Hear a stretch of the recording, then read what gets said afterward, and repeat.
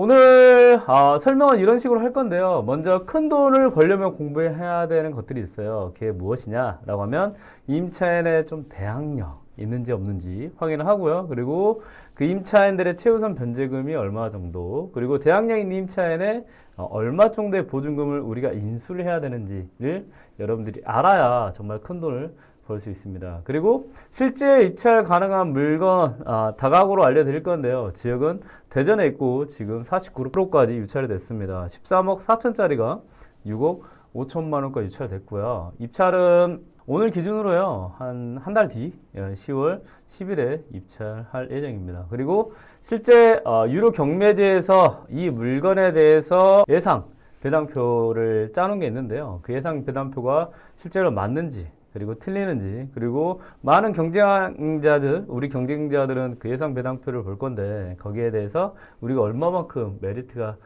공부를 통해서 만들 수 있는지에 대해서 알려드리겠습니다. 그리고 마지막으로는 영상 중요 내용에 대해서 한번 전체적으로 요약을 해드릴 수 있도록 하겠습니다. 자, 여러분들이 큰 돈을 경매로 벌고 싶죠. 여러분들이 공부해야 될 것들이 여러 가지가 있습니다. 첫 번째가 대항력 임차인의 여부예요. 경매라는 제도는 말소기준권리라는 게 있습니다. 그리고 이 말소기준권리보다 먼저 전입을 한 사람들을 말소기준권리보다 먼저 했다고 해서 선순위라고 하며, 이런 선순위 임차인들을 대항력 있음이라고 표현합니다. 그리고 후순위 말소기준권리보다 뒤에 있는 임차인의 경우에는 대항력 없음이라고 표현합니다. 다만 이렇게 말소기준 권리보다 뒤에 있는 임차인들의 경우에는 문제가 전혀 되지 않습니다. 그런데 이런 앞에 있는 선순위 대항력 있는 임차인의 경우에는 이 임차인들이 보증금을 전부 경매라는 절차에서 돈을 받아가야 돼요. 돈을 받는 걸 배당이라고 합니다. 이 배당이 전부 다 온전하게 끝나야 여러분들은 안전하게 이 물건을 낙찰받고 더 이상 지불할 돈이 없이 여러분들이 이 부동산을 가져올 수 있는 그런 형태라고 생각하시면 됩니다.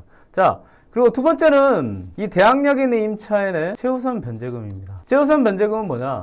대항력 있는 임차인의 경우에는 우선 변제라는 게 있습니다. 우선 변제는 이 임차인이 언제 들어왔고 그리고 돈을 받아가려고 했을 때 이 확정일자, 날짜 순서대로 돈을 다른 빚들과 순서를 정해서 돈을 받아가는 거고요. 이런 최우선 변제라는 거는, 자, 우선 앞에 최가 붙었잖아요. 그렇기 때문에 우선 변제보다 먼저 돈을 받아갈 수 있습니다. 그래서 대항력 있는 임차인이 있다라고 하면 먼저 최우선 변제금에 대해서 여러분들이 계산을 할 수 있어야 이 임차인이 순서대로 받아가는 돈 이외에 먼저 돈을 받아갈 수 있는 돈을 계산하고, 그 이외에 우선해서 받아가는 돈들을 계산한다고 하면 안전하게 여러분들이 배당을 전체 다 계산할 수 있게 됩니다. 다만 이 최우선 변제 같은 경우는 두 가지 형태가 있는데요. 하나는 주택임대차보호법에서 보여주는 최우선 변제금이 있고, 상가 건물임대차보호법에서 보여주는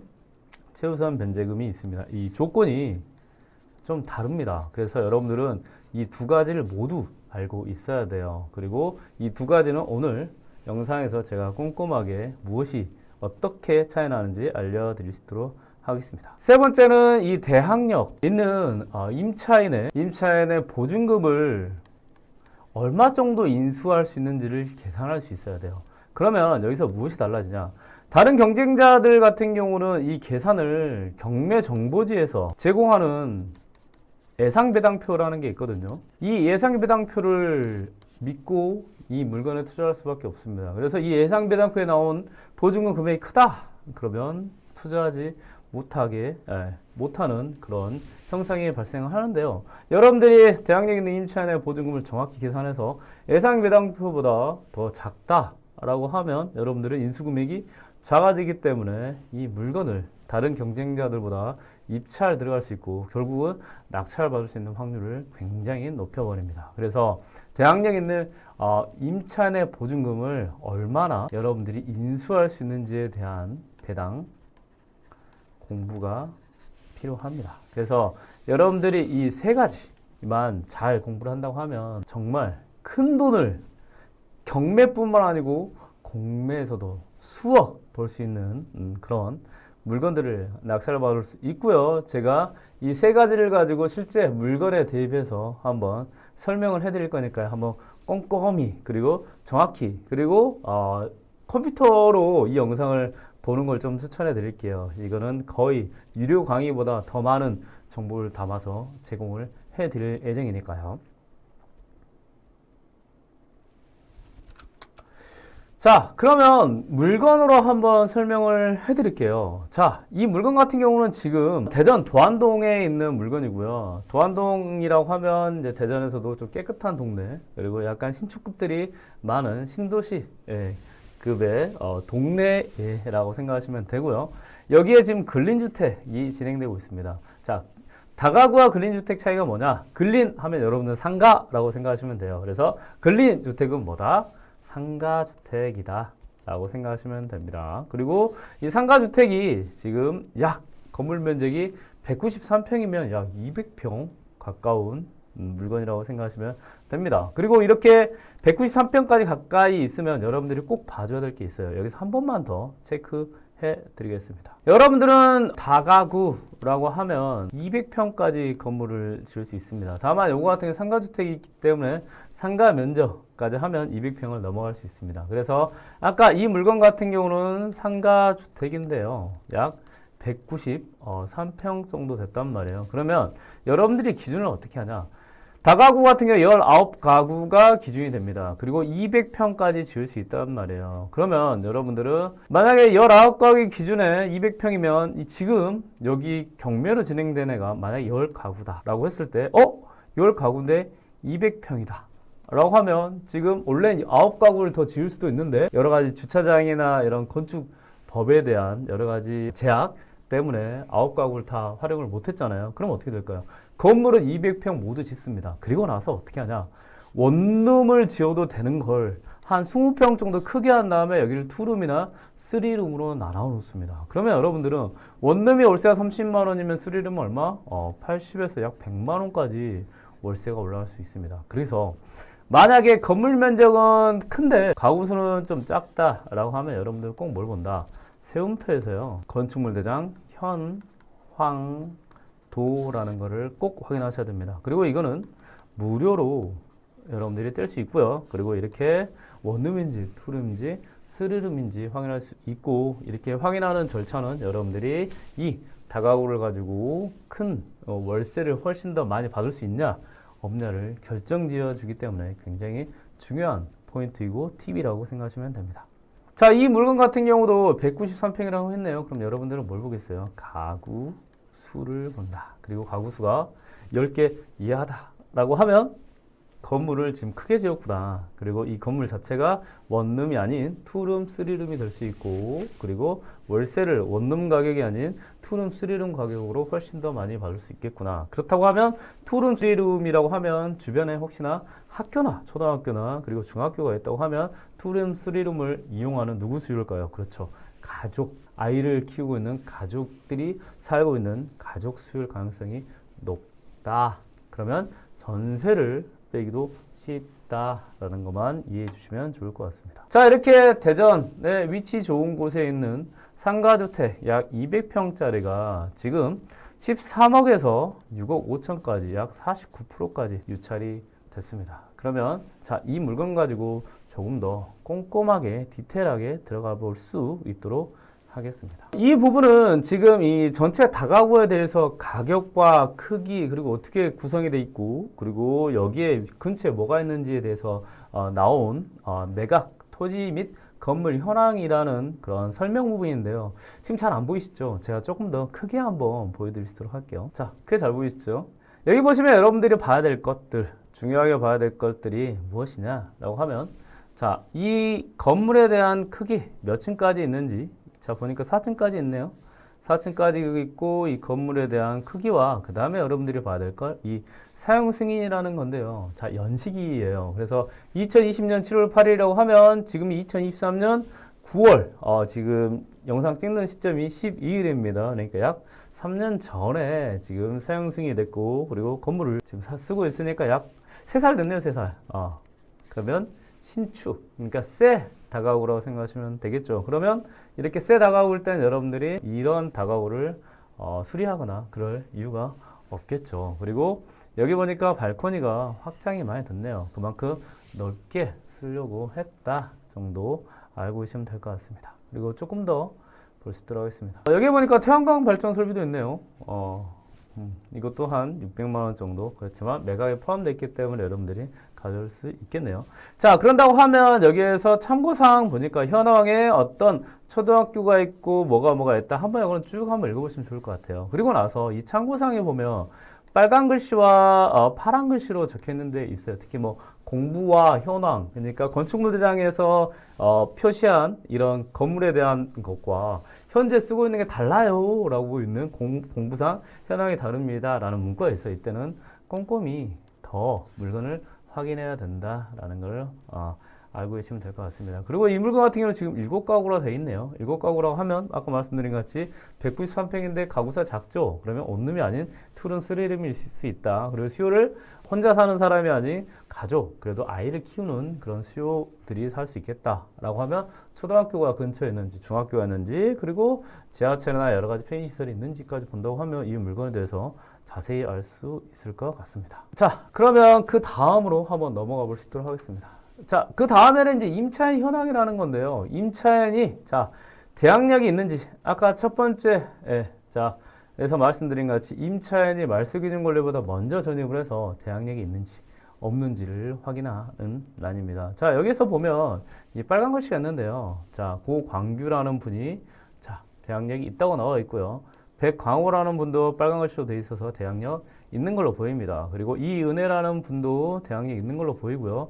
이충환이라는 분도 대항력이 있는 걸로 보입니다. 총 4명이 대항력이 있는 걸로 확인이 됩니다. 다만 지금 잘 안 보이시죠? 제가 조금 더 크게 해서 이 임차인들에 대해서 조금 더 디테일하게 설명할 수 있도록 하겠습니다. 여기에서 보니까 고광규라는 분이 조금 다르네요. 뭐가 있죠? 점포. 아까 뭐라고 했죠? 근린주택. 그러면 이게 뭐다? 상가주택. 그러면 이 상가 부분에서 지금 임차를 하고 있는 사람일 수 있겠다라는 걸 확인할 수 있겠네요. 보니까 여기 지금 대항력 있는 임차인의 경우에 지금 자, 이 고광규 분이 계시고 자, 백광호라는 분이 계시네요. 그리고 대항력이 두 분 다 있음이라고 되어 있고 여기 보니까 점포 102, 점포 101호라고 되어 있네요. 그래서 여기 보니까 전입이라고 하지 않고 뭐라고 되어 있죠? 사업자 등록이라고 합니다. 경매 같은 경우는 상가가 있으면요, 이 상가가 있는 부분에 대해서 경매 집행관이 세무서에 요청을 합니다. 자, 이 물건 경매로 진행되니까요. 이 상가에 혹시 사업자 등록 신청하는 사람 있나요? 라고 하면 이렇게 사업자 등록 신청 내역을 보내줍니다. 그리고 나서 그걸 받아가지고 경매 매각 물건 명세서에 올리고 이 사람이 대항력이 있다 없다를 확인할 수 있습니다. 다만 사업자 등록 신청 같은 경우는 개인은 확인할 수 없으니 그 부분만 꼭 염두에 두시기 바랍니다. 그렇지만 매각 물건 명세서 상에 있으니까 너무 권리 분석 걱정 안 하셔도 됩니다. 자, 그러면 여기에서 점포라는 거는 상가라고 했어요. 그러면 이분들은 이 두 분은 자, 주택임대차 보호법을 받을까요? 상가, 건물임대차 보호법을 받을까요? 보호를, 그렇죠. 상가, 건물, 보호법, 한마디로 상임법의 보호를 받는다 정도 확인하시면 될 것 같습니다. 이 부분이 왜 중요하냐라고 하면요. 이 둘을 나눠야 여기에 보면 이제 보증금이 작잖아요. 여기 점포 102호 같은 경우는 2천만 원, 자 101호 같은 경우는 3천만 원이란 말이에요. 그럼 보증금 작죠. 이런 보증금, 작은 보증금을 뭐라고 하죠? 우리는 소액, 임차인이라고 하고요. 이 임차인들 뭘 받을 수 있죠? 최우선 변제금을 받을 수 있다고 제가 말씀을 드렸습니다. 그리고 이 임차인들이 실제로 최우선 변제금에 해당하는지 안 하는지는 여러분들이 주택임대차보호법의 보호를 받는다면 주임법에 있는 최우선 변제표를 확인하면 되고요. 상가임대차보호법의 보호를 받는다고 하면 상가임대차보호법에 있는 최우선 변제표를 봐야 됩니다. 그 말씀은 표를 두 개를 전부 다 확인해야 상가주택에 임차를 하고 있는 임차인의 최우선 변제금, 특히 대항력 있는 임차인의 최우선 변제금을 정확히 계산할 수 있다 정도 확인하시면 될 것 같습니다. 자, 이 두 분은 그렇다 치고 이제 그 밑으로 한번 가보겠습니다. 아까 네 명의 대항력 있는 임차인이 있다고 했으니까 두 명이 더 남았네요. 여기 보니까 이은혜라는 분이 계시네요. 그리고 전입이 있고요. 보증금 6,500만 원의 대항력이 있는 걸로 나와 있습니다. 그리고 이충환님이라고 있는데, 자, 주거용 401호 계시고요. 2천만 원. 네, 대항력 있는 임차인이라고 합니다. 다만 여기서 중요하게 봐야 될 거는, 자, 이 임차인 같은 경우는 전입일자는 2018년으로 대항력이 있는 것 같은데 뭐가 좀 다르죠? 확정일자가 2011년 1월 6일이라서 좀 사이에 한 3년 정도 공백이 있잖아요. 혹시 이 3년 정도 공백 안에 어떤 근저당이나 여러 가지 빚이 있다고 하면 그 빚이 먼저 배당을 받고 확정일자 순으로 뒤에 돈을 배당을 임차인이 받을 수 있기 때문에 이런 대항력이 있는 임차인 같은 경우는 뭐 해야 된다? 조심해야 된다. 다만 부자이커가 오늘 꼼꼼하게 알려드릴 거니까요. 너무 걱정하지 마시기 바랍니다. 자, 여기도 보니까 2020년 7월 17일 이분은 두 같네요. 그러면 돈을 받아가는 순서만 잘 확인을 한다고 하면 안전할 수 있겠다 정도 확인하시면 될 것 같습니다. 자, 이렇게 임차인에 대한 부분을 확인을 했고요. 그러면 조금 더 디테일하게 가보시도록 하겠습니다. 자, 이제는 건물 등기부 등본과 토지 등기부 등본인데요. 이거는 자, 이 부동산에 어떤 빚이 있고 이 빚을 받으려고 자, 근저당이나 여러 가지 빚들을 이 채권자라고 합니다. 받을 돈 있는 사람 채권자라고 하는데 이 채권자들이 등기부 등본에 나 받을 돈 있어요 라고 올려놓는 것을 정리해 놓은 것이 건물 등기와 토지 등기입니다. 다만 여러분들이 다가구와 근린주택 이 건물에 대해서 조심해야 될 게 뭐냐, 대항력은 사람이 어디에 살고 있죠? 그렇죠? 건물에 살고 있죠. 그래서 이 건물 등기를 기준으로 대항력 유무를 따집니다. 다만 돈을 받아가는 순서는 여기 등기부 등본에 있는 순서와 자, 대항력 있는 임차인들의 날짜 순서로 돈을 받아가는 금액과 순서를 결정한다 정도 알고 계시면 될 것 같습니다. 특히 이렇게 건물 등기는 등기부 등본에 가장 빨리 있는 근저당이 2020년 7월 24일이어서 얘가 말소기준권료가 돼서 여기보다 먼저 전입을 한다고 하면 대항력 있는 사람이 됩니다. 그런데 이렇게 토지 등기부 같은 경우는 1919년 6월 26일이잖아요. 이때 근저당이 있단 말이에요. 그러면 2020년과 1919년 사이에 임차인이 있을 수도 있겠죠. 이런 임차인들이 여러분들이 배당을 계산할 때 굉장히 꼼꼼하게 계산을 해야 됩니다. 왜? 이 등기부 등본 순서상으로는 토지 근저당이 먼저 돈을 받아가고 그 다음에 임차인 받아가고 그 다음에 건물 등기부 등본에 있는 본이 순서로 받아가기 때문입니다. 그래서 1번, 2번, 3번이 되면 혹시 임차인의 배당을 다 못 받게 됐을 때는 여러분들은 뭐만 인수하게 되는 거죠? 대항력을 인수받게 되고, 그리고 이 대항력 때문에 여러분들이 향후에 이 임차인들의 보증금을 다 물어주지 않으면 임차인들은 절대 나가지 않기 때문에 결국은 임차인들의 보증금까지 여러분들이 인수하게 됩니다. 그래서 이렇게 건물 근저당의 날짜와 토지 근저당 날짜가 다르다, 이걸 전문용어로 상이하다라고 합니다. 이럴 때 여러분들은 특히나 꼼꼼하게 배당을 잘 공부를 하고 조사를 해야 된다, 그리고 계산을 해야 된다라는 걸 알려드립니다. 자, 그러면 이렇게 건물과 토지 등기가 달랐을 때 그 받는 돈의 순서가 다르다고 했잖아요. 그러면 여러분들이 가장 먼저 클릭해서 확인하는 게 뭐죠? 궁금하죠? 내가 얼마의 돈을 인수해야 되는가? 어디? 자, 유료 경매제에서 제공하는 예상 배당표를 무조건 클릭을 해서 참고할 거라고 생각합니다. 여기 보니까요, 이 예상 배당표에는 자, 여기 이충환이라는 분 2억 전액 인수가 돼 있고, 그 다음에 아까 보니까 상가 두 분이 계셨잖아요. 3천만 원, 2천만 원. 그래서 전액 인수. 잠깐만, 아까 6,500만 원 어디 갔죠? 한 분 더 있었잖아요. 그분은 제가 왜 그러는지 설명을 해드리겠습니다. 자, 이렇게 총 2억 더하기 3천, 2천 해서 약 2억 5천만 원을 인수하는 걸로 어디에 나와 있죠? 예상 배당표에는 나와 있습니다. 자, 이 예상 배당표가 왜 중요하냐? 2억 5천만 원을 인수한다고 하면요, 여러분들의 경쟁자들, 특히 이 물건에 관심 있는 사람들은 어떻게 되냐, 이 2억 5천만 원에 대한 정확히 계산이 안 되잖아요. 그러면 대출해주는 은행도 이 예상 배당표를 보고 대출해줍니다. 그러면 이 물건을 내가 만약에 7억에 낙찰을 받았어요. 그러면 80% 대출이 된다고 해요. 87, 56, 5억 6천까지 대출되잖아요. 그럼 2억 5천만 원 빼고 대출해줍니다. 그러면 약 3억 정도밖에 대출이 안 됩니다. 그럼 어떻게 될까요? 내가 묶이는 돈이 굉장히 많아지죠. 특히 4억 이상, 4억이면 취득세까지 하면 거의 뭐 4억 5천 정도 이렇게 묶일 수 있겠죠. 네, 한번 그냥 제가 러프하게 계산해 봤습니다. 그런데 여러분들이 계산을 정확히 한다고 하면 아니야 계산해 보니까 2억 5천이 아니고 한 뭐 1억 정도 인수할 것 같은데요? 라고 여러분들이 대출 은행에 정확히 이야기한다고 하면 5억 6천에서 1억을 뺀 4억 6천까지 대출이 됩니다. 그러니까 한마디로 굉장히 대출도 많이 되고요. 그리고 인수 금액도 적어요. 그런데 중요한 거는 경쟁자들이 이 예상 배당표를 보고 뭘 한다? 투자를 한다는 거죠. 그러면 여러분들이 잘만 계산하면 아까 이게 13억짜리였습니다. 근데 6억까지 유찰됐어요. 얼마 차이죠? 약 7억입니다.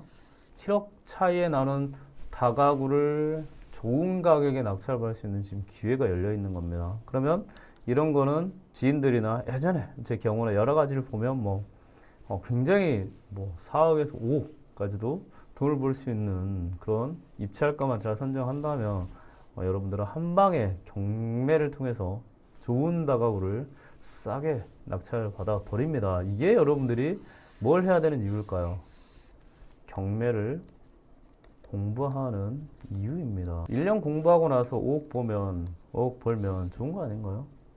그렇잖아요. 여러분들이 평생 10년을 모아도 5억이란 돈을 1년에 5천만 원씩 모아야지 5억이 되는데 여러분들이 1년 잠깐 공부해서 10년 모을 돈을 번다고 하면 충분히 공부할 만하지 않을까요? 자, 오늘 영상 계속 제가 더 디테일하게 들어갈 거니까요. 이게 왜 이렇게 여러분들이 돈 벌 수밖에 없는지에 대해서 몇 번을 돌려보시더라도 꼭 이해를 해보시기 바랍니다. 초보 괜찮아요. 이런 게 경매가 아닌 공매로 나오면 어마어마하게 돈을 더 많이 벌 수 있습니다. 그리고 이걸 이해하는 순간 초보가 아닌 중수 그리고 고수 단계로 한 발짝 점프를 확 하게 됩니다. 여기까지 접근하시는 분들이 많이 없기 때문입니다. 자, 그럼 조금 더 디테일하게 들어가 볼 수 있도록 하겠습니다. 자, 이 경매 물건을 가지고 저는 이제 이런 식으로 조금 더 디테일하게 설명을 할 건데요. 먼저 대항력 있는 임차인에 대해서 아까 확인을 했잖아요.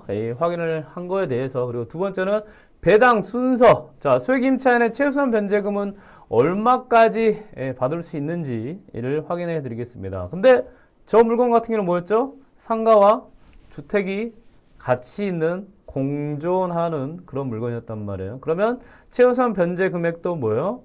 다르게 계산을 해야 된다. 모여서 주택임대차보호법에서 보호하는 최우선 변제 금액과 상가임대차보호법에서 보호하는 최우선 변제 금액이 다를 수 있기 때문에 둘 다 봐야 됩니다. 그래서 이 물건이 여러분들이 제대로만 공부해 놓으면 초보에서 중수로 순식간에 점프를 빵 시켜줄 수 있는 그런 물건입니다. 그리고 나서 날짜 순으로 배당받을 수 있는 뭐예요? 우선 변제금을 알려드리겠습니다. 우선 변제금 같은 경우는 임차인의 대항력이 있든 없든 확정일자와 전입 날짜에 더해서 그리고 다른 빚들과의 시간 순서대로 돈을 받아가는 것을 우선 변제라고 생각하시면 됩니다. 그리고 세 번째로는 다가구였잖아요. 그리고 상가주택이었단 말이에요. 그럼 뭐예요? 아까 보시는 것 같이 건물과 토지 등기가 따로 있잖아요. 이때 재밌어집니다. 자, 낙찰 금액에서 건물과 토지에서 배당되는 금액이 다릅니다. 이 부분에 대해서 알아야 여러분들이 제대로 배당을 계산할 수 있고 아까 예상 배당표가 왜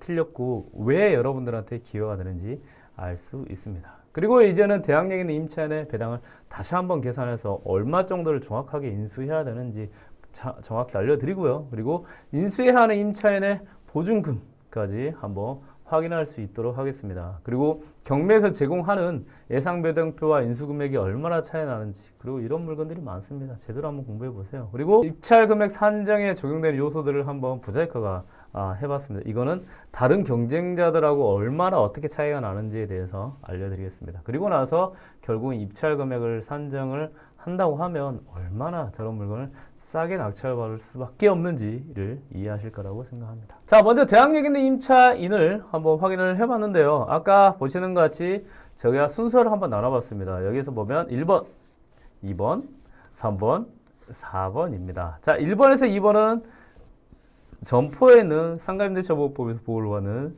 분들, 3번과 4번은 주택에서 있는 주택임대차보호법을 보호받는 사람들입니다. 다만 이 대항력 있는 임차인들의 경우에 여러분들이 조심해야 될 건 이 확정일자 날짜입니다. 여기 보니까 확정일자 미상이라고 되어 있잖아요. 이럴 경우에는 자 대항력만 있고 경매절차에서는 돈을 받을 수 없다. 다만 최우선 변제는 받을 수 있기 때문에 최우선 변제금을 확인하면 이 임차인이 받을 수 있는 돈과 돈을 얼마나 받을 수 있는지 혹시 받을 수 없는지를 확인할 수 있습니다. 여기도 보니까 사업자 등록은 18년이지만 확정일자 22년이네요. 자, 이 사이에 어떤 빚이 들어온다고 하면 임차인 돈을 못 받는 경우가 가끔씩 생깁니다. 어떤 빚? 근저당이 있을 수 있겠죠. 그래서 이런 확정일자가 뒤에 있는 임차인 경우도 보증금이 작으면 최우선 변제금을 확인해 보면 좋습니다. 이 이은혜 이분도 그러네요. 이 사이에 근저당이 있다고 하면 최우선 변제금과 그리고 돈을 다 받아갈 수 있는지 없는지 확인해 보는 것도 좋겠죠. 그리고 지금 4번 이충환이라는 분도 자 2억이라는 돈을 다 받을 수 없는지 한번 확인해 보겠습니다. 대학력 있는 임차인의 4명만 자 여기서 배당을 잘 계산하시면 됩니다. 자 여기서 보니까 제가 이제 좀 정리를 해왔는데요. 주택에서 보호하는 최우선 변제금표와 상가에서 보호하는 최우선 변제금표 두 개를 한번 가져왔습니다. 자 한 번에 다 보여주려니까 이것도 잘 안 보이시죠? 제가 크게 한번 보여드리도록 하겠습니다. 자 먼저 주택에서 보호해주는 최우선 변제금 표인데요. 여기 보니까 이 날짜가 뭐냐 그냥 쉽게 생각해서 근저당이 등기부등본에 올라와 있는 날짜라고 생각하시면 됩니다. 우리가 쉽게 말하는 등기부등본에 올라왔던 걸 우리는 설정했다고 하거든요. 근저당이 등기부등본에 설정되어 있다 해서 설정 날짜, 근저당 설정 날짜라고 표현을 하니까요. 그냥 이 정도 알고 계시면 될 것 같습니다. 그래서 2021년 5월 11일은 이 이후에 근저당이 들어왔을 때 이 최우선 변제금표에 있는 걸 적용을 받습니다. 이거는 주택의 경우입니다. 자 그리고 이 지역이 서울 같은 경우는 노란색으로 되어 있지만 자 서울은 보증금이 지방보다 커요 작아요? 크죠. 그렇기 때문에 여기에서 이 네모칸은 임차인이 작은 임차인이냐 소액 임차 보증금에 해당하느냐 해당하지 않느냐를 확인하는 거고요. 뒤에 네모칸에는 이 임차인이 얼마까지 경매나 공매 절차에서 보호받는지를 확인을 해줍니다. 살짝 올려서 이렇게 하면 더 잘 보이죠. 그래서 여러분들은 자 이거는 근저당이 설정되어 있는 날짜이고 이거는 지역이라고 생각하시면 됩니다. 왜 지역마다 보증금이 크기가 다르니까 이거 다르다는 뭐라고요? 상이하다. 그리고 얘는 작은 보증금이냐 아니냐를 확인하는 거고 얘가 자 이 보증금 중에 일부를 보호받는 최우선 변제 금액입니다. 그래서 우리한테 중요한 거는 자 작은 보증금에 해당하는지 안 하는지 오케이 해당합니다 라고 하면 얼마의 돈을 최우선 변제금으로 배당을 받을 수 있는지가 중요합니다. 왜? 얘네들이 먼저 돈을 받아간다고 하면 자 대항력 있는 임차이긴 하지만 이 최우선 변제금으로만 다 배당이 돼버리면 우리가 더 이상 인수할 돈이 없기 때문에 안전할 수 있다라는 거죠. 그래서 최우선 변제금을 계산하는 것 굉장히 중요합니다. 상가에서 한번 보겠습니다. 상가도 똑같습니다. 여기에 자 2019년 4월 2일이면 이거는 근저당. 아까 말씀드렸죠. 근저당을 등기부등본 올린다는 걸 설정이라고 합니다. 그래서 근저당 설정 날짜라고 합니다. 그리고 여기도 지역이 또 있죠. 지역이 있고 다만 주택과 상가는 다른 게 있어요. 상가 같은 경우는 이런 임차인들이 많죠. 주택 같은 경우는 내가 어쩔 수 없이 살아야 돼요. 그런데 이 보증금을 내가 원해서 내요 아니면 집주인이 이거 주세요. 이 동네가 이래요. 이라고 해요. 이 동네가 이래요. 라고 해서 어쩔 수 없이 내는 경우가 많죠. 다만 상가 같은 경우는 내가 여기 입지가 좋아요. 내가 운영하고 싶어요. 그래서 저 1억에 보증금 1억인데 월세는 한 뭐 1,000만 원, 2,000만 원 줄 수 있겠죠. 그래서 영업이나 여러 가지 부분에 의해서 임차인이 더 낼 수도 있고 그리고 건물주랑 잘 이야기를 해서 월세나 보증금을 조정할 수 있겠죠. 그 지역에서 얼마냐는 기준은 되겠지만 절대적인 영향은 아니기 때문이죠. 그래서 상가 같은 경우는 자 여러분이 생각할 때 보증금 1억에 만약에 월세 2천만 원 내면 이 임차인이 어떻게 보면 약자예요? 아니면 그래도 좀 부자 임차인이에요? 그렇죠. 우리가 생각할 때 부자 임차인이잖아요. 왜냐하면 그래도 월세 2천만 원이면 월급 우리가 월급 한 300, 400 받는다고 하면 월급의 4배, 5배 이상의 월세를 내는 거니까요. 그래서 이런 부자 임차인이 아니냐를 자, 나누는 기준이 있습니다. 이게 환산보증금이라는 겁니다. 환산보증금을 적용을 해가지고 이 임차인은 부자예요? 아니에요? 해서 만약에 부자면 상가임대차 보호법의 보호를 보호받지 못하게 합니다. 상가임대차 보호법의 취지는 사회적 약자를 보호하는 것이니까요. 자, 환산보증금을 보니까 보증금 계산을 이렇게 합니다. 보증금이 막 1,000만 원이다. 됐어요. 그 다음 더하기 월세에 뭘 한다? 곱하기 100을 합니다. 월세가 만약 100만 원이다. 그럼 곱하기 100을 해서 이거는 보증금일 환산 보증금은 정확히 1억 1천만 원이라는 환산 보증금을 적용시키고 이 1억 1천만 원이 이 소액 임차인의 보증금에 해당하는지 안 하는지, 만약 해당하지 않으면 소액 임차인이 아니기 때문에 최우선 변제를 받을 수 없습니다. 이 부분만 이해해 주시면 됩니다. 다만 만약에 이 보증금이 환산 보증금 범위 안에 들어오면 이 임차인은 상가임대차 보호법에 보호를 받을 뿐이지 소액 임차인에 해당하지는 않을 수 있다라는 것만 이해해 두시고, 상가임대차 보호법과 주택임대차 보호법에서 계산하는 것은 다르다 정도 이해하시면 될 것 같습니다. 자, 그러면 이 아까 등기부등본에 있는 뭘 확인해야 된다 그랬죠? 자, 근저당이 등기부등본에 올라가 있는 날짜, 그게 등기부등본, 자, 근저당 설정 날짜입니다. 중요한 거는 이 설정 날짜를 기준으로 할까? 뭐가 결정이 됐었죠? 지역은 있지만 자금 보증금과 그 다음에 얼마 정도 최우선 변제금이라고 있어요. 그 보호를 받을 수 있는 금액이 확인됩니다. 자, 이 물건 같은 경우는 자, 건물 근저당. 자, 주택임대차보호법과 상가임대차보호법에서 임차인의 보호 기준은 뭐라고 해서 건물이라고 있습니다. 대항력이 있냐 없냐를 건물 기준으로 합니다. 그래서 최우선 변제를 계산하는 것도 건물 기준으로 계산을 하셔야 됩니다. 자, 여기서 보면 건물로 2020년 7월 24일로 되어 있잖아요. 그러면 얘가 근저당 설정 날짜입니다. 자, 그러면 2020년 7월 24일로 아까 주택과 상가임대차보호법에서 작은 임차인과 최우선 면제금 얼마 정도 받을 수 있는지 다시 한번 확인을 해보면 어떨까 생각이 듭니다. 한번 확인해 볼게요. 네. 꼼꼼하게 알려드리겠습니다, 오늘. 자, 여기서 크게 한번 보겠습니다. 자, 아까 2020년이라고 했잖아요. 2020년이니까 여기네요. 자, 그러면 2018년과 19년 사니까 얘가 이제 적용이 되겠죠. 그리고 이 물건 같은 경우 대전에 있는 물건입니다. 그렇기 때문에 대전은 광역시로 들어가죠. 네. 광역시로 들어가고요. 그리고 여기 주택 같은 경우는 6천만 원이 되네요. 6천만 원 이하가 작은 보증금, 소액 임차 보증금이고 여기서 얼마까지 보호가 된다? 2천만 원까지 보호가 된다. 그래서 작은 보증금 기준은 6천만 원이고 여기서 보호되는 배당을 최우선 변제로 받을 수 있는 금액은 2천만 원이다. 이해하시면 됩니다. 이건 뭐예요? 주택의 일대입니다. 자, 그러면 일단은 상가도 한번 봐볼까요? 상가도 한번 봐보겠습니다. 자, 이거 같은 경우는 이제 상가인데요. 저를 조금 사라지게 해야 잘 보일 것 같습니다. 저거 없으니까 잘 보이시죠? 서운해하지 마세요. 자, 아까 똑같이 2020년이었으니까요. 2019년 4월 2일 이후에 있는, 그래서 이 표를 로 계산하면 될 것 같습니다. 자, 이거 보니까 광역시가 있고요. 환산보증금 범위 내어 있는 게 5.4억이라는 거는 자, 상가임대차보호법에 보호를 받냐 못 받냐의 기준이라고 생각하시면 됩니다. 수익임차인의 범위는 얼마요? 3,800만 원. 다만 이게 뭐다? 환산보증금이라는 겁니다. 그래서 환산보증금은 또 말씀드리지만 보증금 더하기 월세 곱하기 100이 환산보증금이 된다. 그러면 아까 상가임대차보호법에서 보호되는 임차인, 자, 아까 점포라고 되어 있잖아요. 사업자 등록 신청한 임차인이 환산보증금이 이런 환산보증금, 최우선 변제금, 즉 소액임차 보증금에 해당하는지 안 하는지 계산해 보면 되겠죠. 그래서 자, 3,800만 원이다. 뭐가 환산보증금일 때 이게 최우선 변제금을 받을 수 있는 임차인이 될 수 있다라는 것을 확인하면 될 것 같습니다. 자, 그러면 한번 좀 확인을 해볼게요. 이제 여기를 좀 저 보여드리겠습니다. 자, 여기 보니까 아까 이제 그 임차인이 작은 보증금을 가지고 있는 임차인이 자, 3명이 있는 것 같아요. 자, 2억이면 많이 크죠. 2억이 크니까.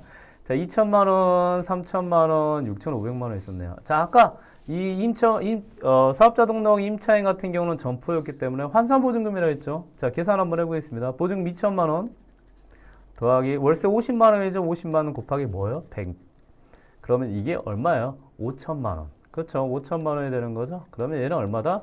7천만 원. 이게 환산보증금 있네요. 그래서 아까 3,600만 원까지인가 최우선 변제금에 보호하는 소액 임차 보증금에 해당한다 그랬죠. 그러면 최우선 변제에 해당하지 않는다 라는 거 이해하시면 될 것 같습니다. 그리고 이분 같은 경우는 6,500만 원이었는데요. 아까 여기 지역에 얼마였죠? 예, 보증금 6천만 원까지가 최우선 변제금에 소액 임차 보증금에 해당을 하고 약 2천만 원까지 최우선 변제금을 받을 수 있다라고 하면 이 임차인 같은 경우도 최우선 변제금 해당하지 않는다. 그래서 즉 이 세 명이 작은 보증금으로 보이긴 하지만 최우선 변제금 배당을 받지 못한다. 그러면 이런 사람들은 자 이제는 우선 변제로 해서 시간과 확정일자 날짜 순으로 얼마나 돈을 다 받아갈 수 있는지 없는지를 더 꼼꼼하게 확인을 해야 됩니다. 자 그러면 더 꼼꼼하게 확인을 들어가 볼 수 있도록 하겠습니다. 자 이렇게 제가 표로 대항력 있는 임차인과 그리고 근저당 날짜 그리고 배당 순서를 한번 정리해 봤어요. 자 아까 최우선 변제를 뽑았는데 임차인이 없다고 했습니다. 그러면 이제는 시간 순서대로 돈을 받아가는 이제 순서를 정해야 돼요. 그걸 뭐라 한다? 우선 변제라고 합니다. 다만 이렇게 보니까 좀 작죠. 제가 조금 더 크게 보여드릴 수 있도록 하겠습니다. 대항력 있는 임차인의 이제 돈을 받아가는 날짜를 한번 보면 이 임차인 같은 경우 확정일자가 없었기 때문에 최우선 변제금이 아니라고 하면 경매 절차에서 돈을 받아갈 수 없습니다. 그래서 2천만 원을 모두 인수할 수밖에 없는 그런 상황이고요. 이 임차인 같은 경우 확정일자 2022년 2월 25일이잖아요. 그러면 돈을 받아간 순서도 2022년 2월 25일이 됩니다. 부자역한 날짜 너무 어려워요. 복잡해. 아셔야 돼요. 이거 하나 아는 거 가지고 지금 5억, 6억을 보냐 못 보냐요. 그래도 공부 안 하실 거예요. 혹시 모르시겠어요?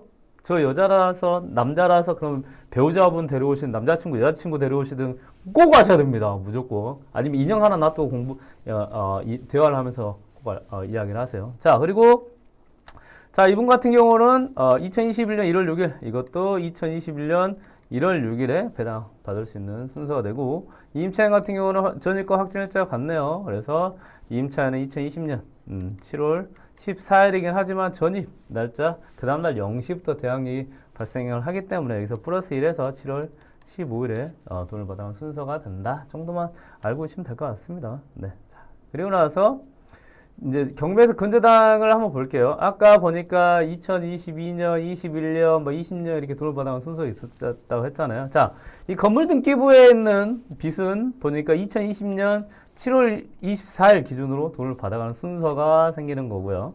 자, 토지 등기부 같은 경우는 토지는 2019년 2월 26일이잖아요. 이게 이제 또 돈을 받아가는 순서가 생깁니다. 그리고 이 빚들은 이 날짜 순으로 돈을 받아가는 순서가 발생을 하고 이것을 우선 변제, 돈을 받아갈 수 있는 권리는 권, 돈을 받아갈 수 있는 금액은 금에서 우선 변제 권이나 그리고 돈을 받아가면 우선 변제 금이라고 보통 표현을 합니다. 이 정도만 알고 있으면 될 것 같아요. 자, 배당 순서를 한번 정리해 봤습니다.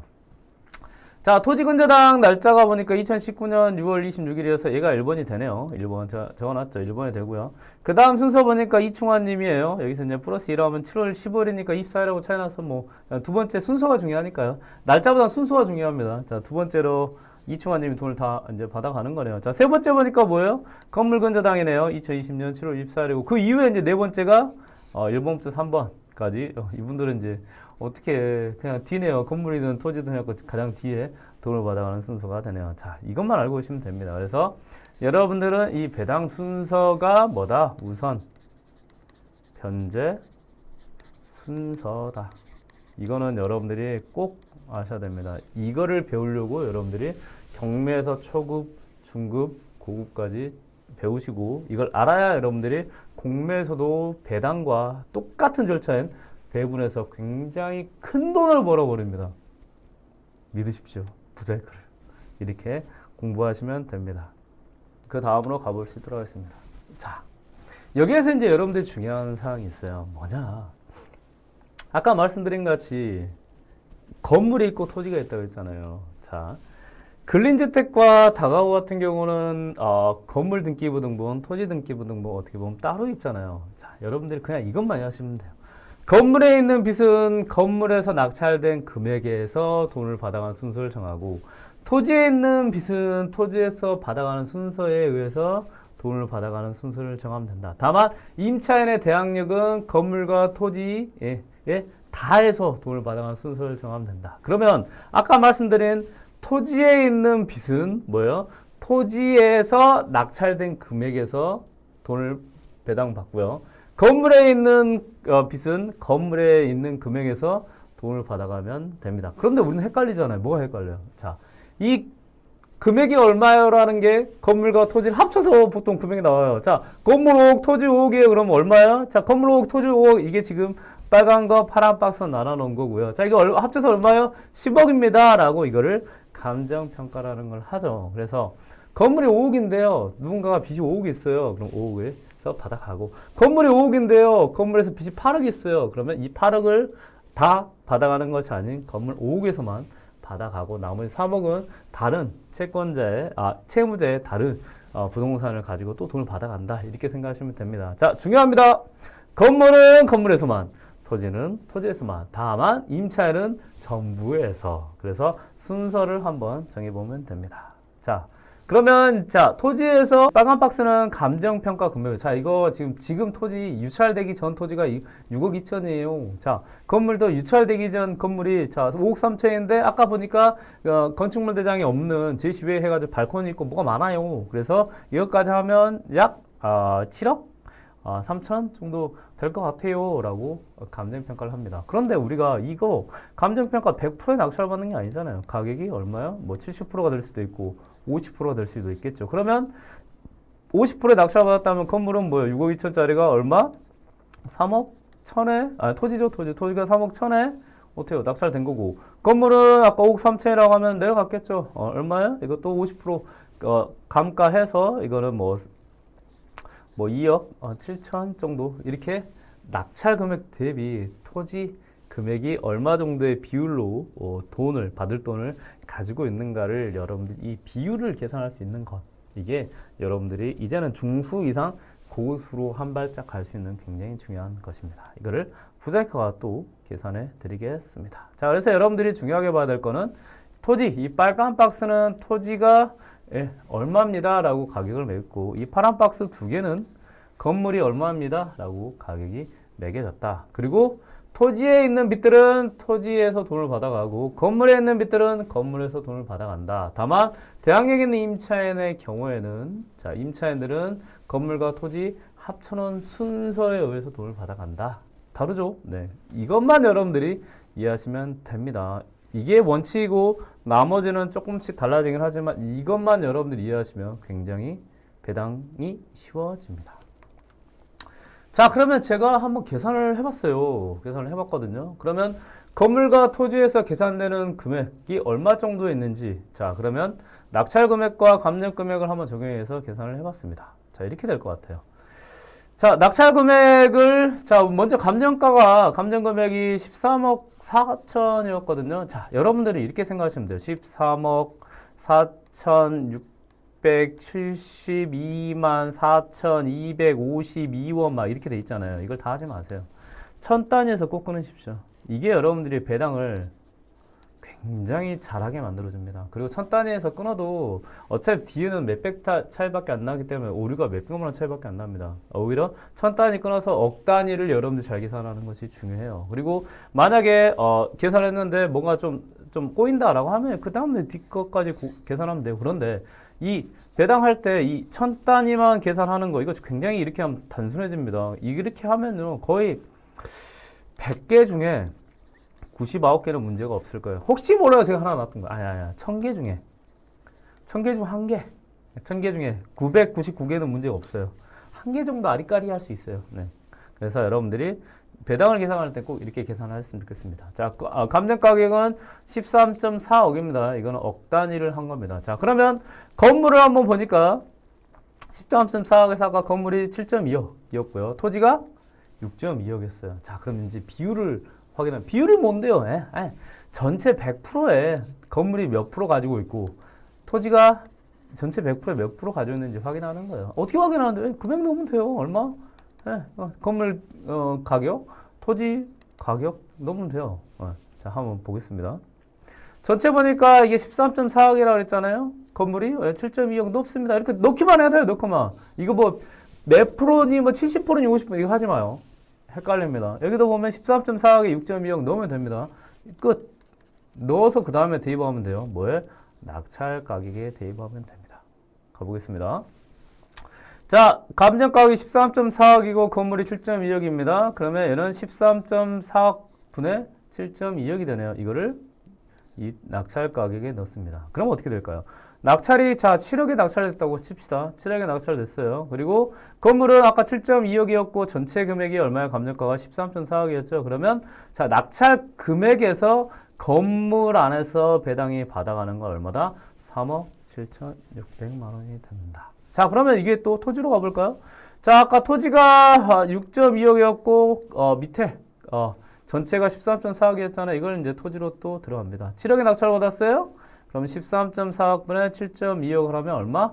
토지는 3.39억이 된다. 자 그럼 여러분들 여기서 6억이라고 대입해야 되고 8억이라고 대입해도 9억이라고 대입해야 됩니다. 이거는 똑같이 이렇게 대역하고 곱하기 얘는 똑같이 안 변한다.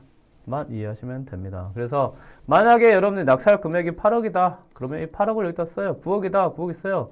그 다음에 곱하기 얘를 대입하면 돼요. 얘는 건물, 얘는 토지. 그래서 이것만 여러분들이 정확히 인지를 하신다고 하면 그냥 고수 뻥 넘어갈 수 있는 지금 제가 스킬을 드렸습니다. 자 그러면 건물과 토지에 근저당 금액이 있었네요. 자 여기서 보니까 아까 보니까 자 토지가 근저당 금액이 얼마였죠? 얘가 이게 1순위였습니다. 그 다음에 임충분이 2순위, 그 다음에 3번 건물, 그 다음에 4번이 뭐였죠? 단은 1에서 3번이었죠? 그러면 토지의 근저당이 8억 1,600만 원이네요. 자, 저를 좀 없애고 설명하는 게 더 잘 보일 것 같습니다. 없앨게요. 저 없어지기 싫은데.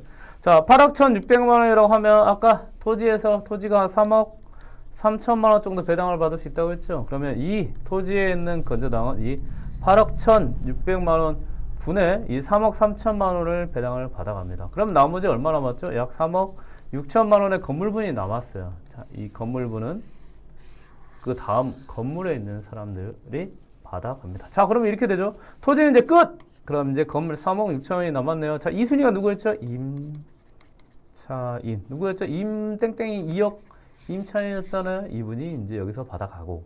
그 다음에 뭐가 받아갔죠? 예, 건물이 받아갔죠. 그러면 건물을 8억 6천에서 1억 6천이 건물이 받아간다. 다만 최우선 변제금이 없기 때문에 어떻게 될까요? 1번부터 3번까지는 받아갈 수 있는 돈이 없다라고 하면 그 사람들의 돈은 인수 정도 생각하시면 될 것 같습니다. 이렇게 계산하면 어렵지 않습니다. 자, 그러면 조금 더 가보겠습니다. 자, 대항력 있는 임차인의 배당을 다시 한번 계산을 해볼게요. 자, 여기 보니까 대항력 있는 임차인 아까 보니까 1번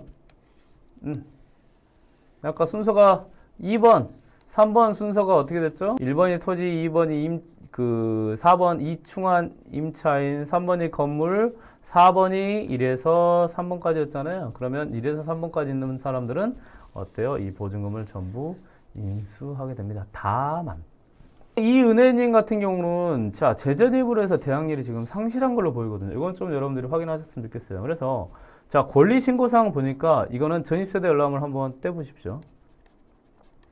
전입세대 열람이 2021년 1월 6일이었고 요거는 지금 이 전입 날짜는 현황을 조사를 해서 혹시 모르니까 경매지 같은 경우는 보수적으로 여러분들한테 정보를 줍니다. 근데 제가 한 권리 분석에는 이 임차인 이 은혜도 대항력이 없는 걸로 지금 보입니다. 그래서 결국은 뭐다? 여러분들이 인수해야 될 금액은 2천, 3천에서 얼마? 약 5천만 원 정도만 인수를 해도 될 것으로 보입니다. 자, 여러분들이 그러면 이제 자 5천만 원 인수한다고 했으니 자 그러면 이제 이렇게 생각하면 되겠죠. 자 5천만 원 인수면 예상배당표에 5천만 원 인수로 돼 있지 않을까요? 한번 확인해 볼게요. 그러면 예상배당표에서 5천만 원 인수돼 있다라고 하면 다른 사람들도 5천만 원을 계산해서 입찰 들어올 가능성이 높겠네요. 근데 이것보다 높게 만약에 내가 인수를 해야 된다라고 하면 어떻게 될까요? 대출에 지금 은행에서도 대출 그 금액만 반해주려고 하고 입찰 들어갈 때도 만약에 내가 7억에 입찰 들어가려고 하면 2억 5천을 내가 인수를 해야 되니까 7억 빼기 2억 5천, 4억 5천에 들어가면 되겠다.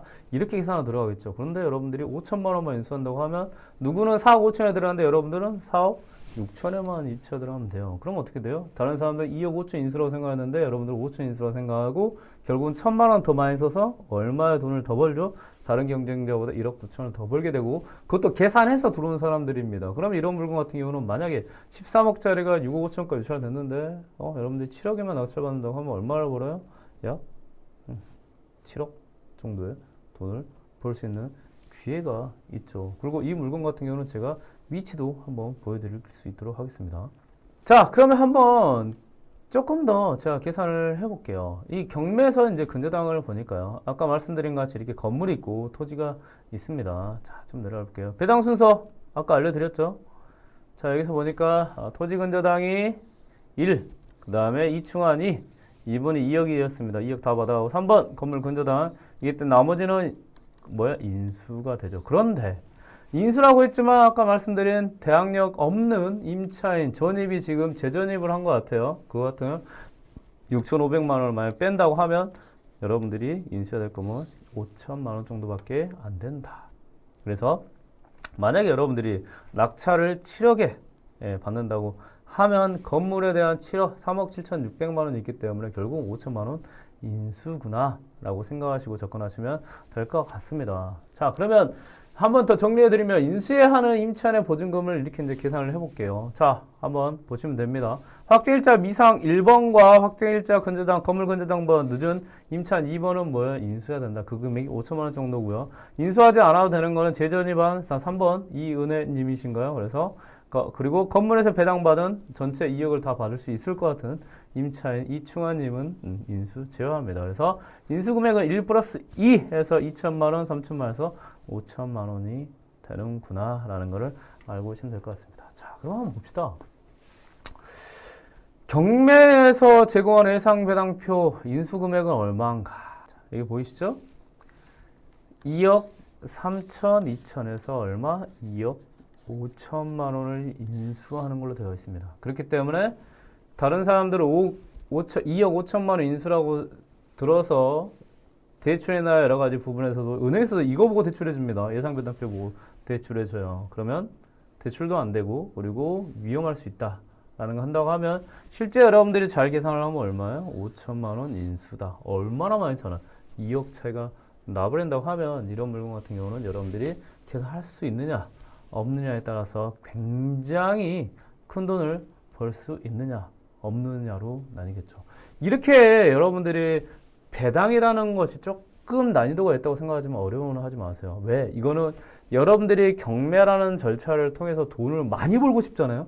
정말 큰 돈을 벌고 싶으면 무조건 섭렵해야 되는 절차이다 정도 아시고 오늘 영상 몇 번을 돌려보시더라도 꼭 여러분들 걸로 가져가시기 바랍니다. 이거 정말 부자일거가 제대로 맘먹고 오늘 준비해 왔습니다. 그리고 지금 진행하는 물건이기 때문에 여러분들이 큰 돈을 벌 수 있는 기회가 지금 열려 있습니다. 자, 그러면 이 물건이 얼마나 괜찮은지 한번 위치를 한번 보고 설명을 해드릴게요. 자, 지금 경매로 진행되는 물건이 이런 건데요. 여기 보면 이제 사진으로 봐도 굉장히 신축이라는 게 보이잖아요. 그리고 여기 상가가 있고요. 옆에 이런 게 올라와 있잖아요. 지금 뭐야? 지금 건물을 더 짓고 있다라는 것을 확인할 수 있습니다. 그리고 쭉 내려보니까 이게 건물 상태도 굉장히 깨끗하고 좋더라고요. 좋고 이런 이제 임차인들이 살고 있는 공간도 그리고 벽도 약간 최근 식으로 해가지고 이걸 무슨 방식이라고 하던데요.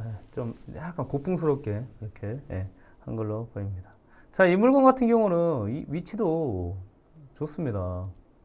자, 여기 보시면 아까 말씀드린 같이 193평이라고 했잖아요. 193평인데 몇 가구? 7가구 라고 하면 자, 현황은 그런데 8가구로 쓰고 있더라고요. 8가구로 쓰고 있는데 그 부분을 한 번 더 확인해 보시기 바랍니다.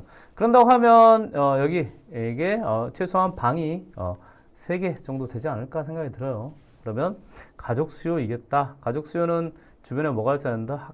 학교, 이 도안초등학교라는 게 있고요. 그리고 중학교, 그리고 여러 가지 여기 편의시설도 같이 있는 그런 곳이다 정도 생각하시면 됩니다. 그래서 살기가 좋고 여기도 뭐 산도 있고 앞에 천도 있고 그리고 또한 도시개발구역이라고 해서 지금 신도시가 계속 형성되고 있기 때문에 대전에서도 굉장히 좋은 위치라는 것을 알고 계시면 될 것 같습니다. 자, 이렇게 여러분들이 배당을 통해서 좋은 물건을 싸게 낙찰받을 수 있게 되어 있는데요. 자, 이런 내용들은 부자해커가 지금 알려드리고 있습니다. 자, 여러분들이 이 영상만 가지고도 조금 어렵다라고 하면 이렇게 부자해커에게 자, 유료긴 하지만 조금 돈을 쓰더라도 공부를 해보시는 것도 좋습니다. 왜?